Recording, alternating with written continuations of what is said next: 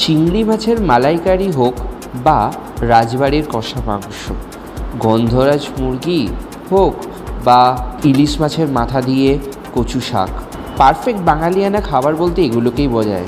হ্যাঁ, ঠিকই ধরেছ।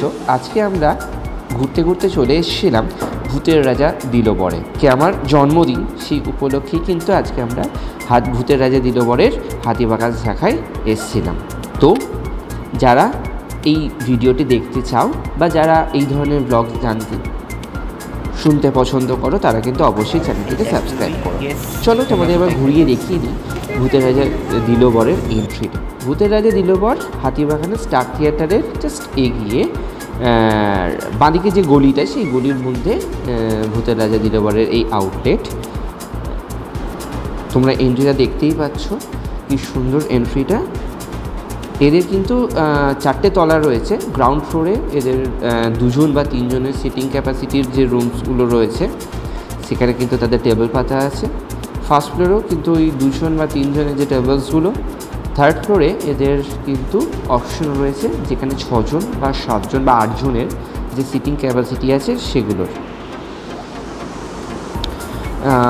ঠিক দেখো কি সুন্দরভাবে এরা সাজিয়েছে। ভেতরে আছে কিন্তু মন্ত্রীমশাই।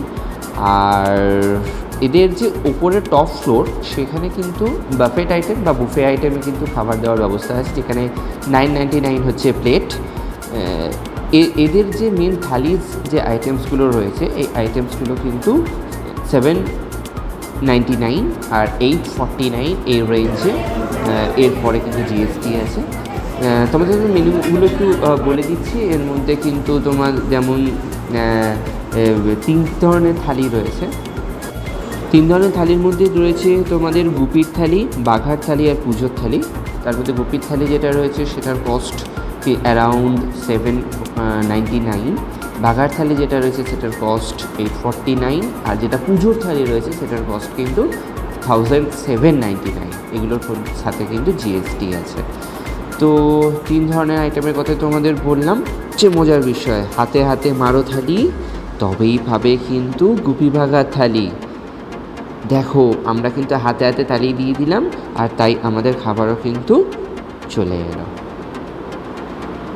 চলো এবার খাবারটা খেয়ে নেওয়া যাক। খাবারটা খেয়ে নিতে নিতে এটা তোমাদের বলে দিই, এখানে কিন্তু যে থালি আইটেমসগুলো যেগুলো তোমরা দেখছো, পুরো বাঙালিয়ানা টাইপে তৈরি। বাসমতি চালের রাইস, তার সাথে শুক্তো, আলু ভাজা, ডাল,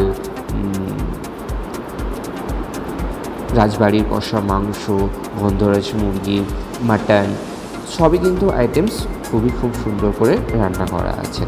এই বাঙালিরা খাবার জন্যই কিন্তু আমরা বাঙালিরা কিন্তু দৌড়ে আসি এই ভূতের রাজা দিলবরে। এই বলেই আজকের ভিডিও আমরা শেষ করব। তোমরা কিন্তু যারা এই চ্যানেলে নতুন, তারা কিন্তু অবশ্যই চ্যানেলটিকে সাবস্ক্রাইব, আর যারা ভিডিওটা দেখছো তারা কিন্তু ভিডিওটি লাইক করতে একদম ভুলবে না।